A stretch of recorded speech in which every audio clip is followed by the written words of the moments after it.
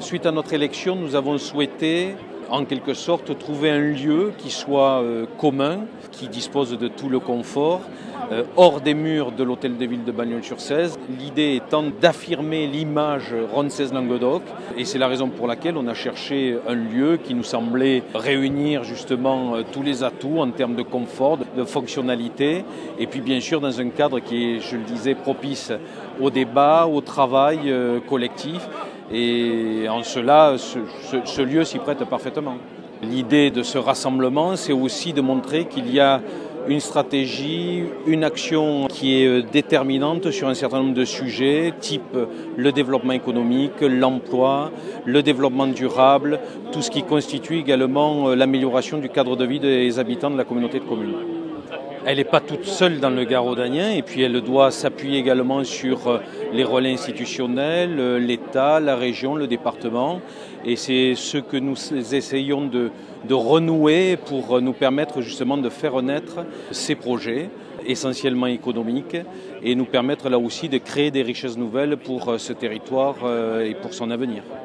Sa faiblesse, c'est aussi paradoxal que cela puisse paraître, c'est qu'il est à l'écart des grands centres de décision, mais ces outils, c'est sa culture industrielle, c'est des infrastructures de premier plan, c'est la possibilité justement de s'appuyer sur la géographie de son territoire, le Rhône avec des développements qu'on peut espérer à partir du port, notamment de l'Ardoise, avec l'embranchement autoroutier, avec également la voie ferrée, notamment l'ouverture prochaine du TER.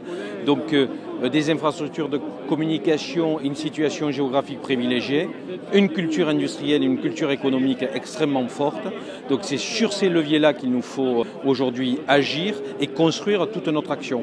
Mais son isolement est essentiellement dû à la distance qui le sépare des grands centres de décision. Et je crois qu'aujourd'hui, toute notre énergie, nous devons la mettre également dans cette orientation, à savoir aller jusque devant les institutionnels pour nous aider encore une fois à débloquer des dossiers qui sont des dossiers majeurs pour notre avenir. L'État affiche souvent des ambitions fortes, mais au-delà de l'affichage, ne donne pas toujours les moyens de ses missions à ses propres services. Donc aujourd'hui, il est vrai que si nous, localement, sur l'ensemble de ces territoires, nous avons une ambition forte, nous ne pourrons pas la réaliser seulement sur nos propres ressources. Et il faut absolument que sur des projets aussi importants que le désenclavement du Gard-Audanien, nous puissions bénéficier de l'aide et du concours de l'État. Il est vital. Je suis incapable de donner un calendrier sur la 2x2 voies. Elle dépend essentiellement, encore une fois, des moyens que voudra bien débloquer l'État pour la réaliser.